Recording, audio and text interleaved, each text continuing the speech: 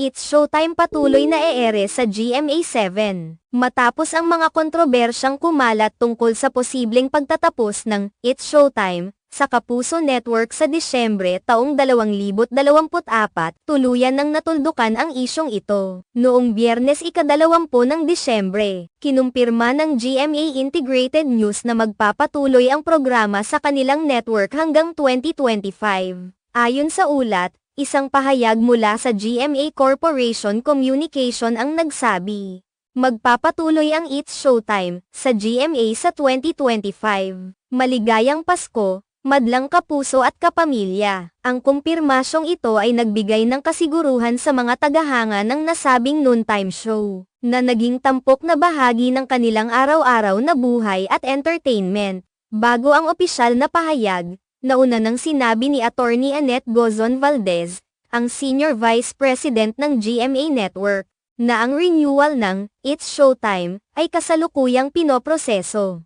Matatandaan na nagkaroon ng mga spekulasyon at haka-haka na ang programa ay matatapos na sa katapusan ng taon, at palitan ng isang bagong countdown variety show na pinamagatang Tick-Tock. Ang mga balitang ito ay nagsimula ng kumalat sa mga balita, partikular na sa Philippine Entertainment Portal, PEP, noong Nobyembre. Ayon sa mga unang ulat, ang It's Showtime ay lilipat na sa ibang network o kaya naman ay matutuloy ang programa hanggang Disyembre lamang. At pagkatapos ay ipapalit na ito ng Tick-Tock. Ito ang naging sanhi ng kalituhan at pagkabahala ng mga taga-suporta ng show. Pati na rin ng mga manonood na sanay nang makitang tumatakbo ang It's Showtime araw-araw sa telebisyon. Ngunit sa kabila ng mga hindi pagkakaunawaan at mga akusasyon tungkol sa posibleng pagtatapos ng programa, naging malinaw na ang It's Showtime ay hindi matatapos tulad ng inaasahan ng marami.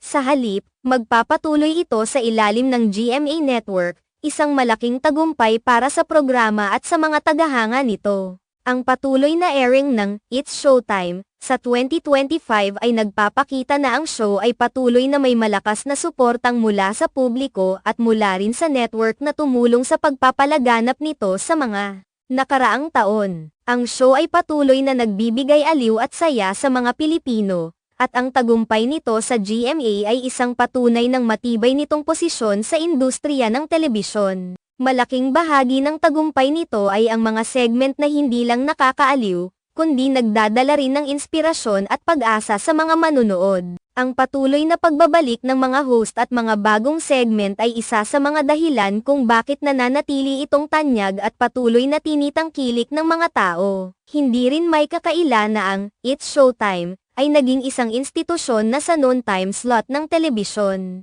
Kaya't ang pagbabalik nito sa 2025 ay isang magandang balita hindi lamang para sa mga tagahanga ng programa kundi para sa buong industriya ng telebisyon. Ang positibong pahayag mula sa GMA Corporation ay nagbigay daan sa mas maraming proyekto at pagkakataon para sa mga host ng programa at pati na rin sa mga talent na nakakasama nila sa bawat episode. Sa kabila ng lahat ng haka-haka at intriga, natutunan ng marami na hindi dapat agad magpadala sa mga maling balita.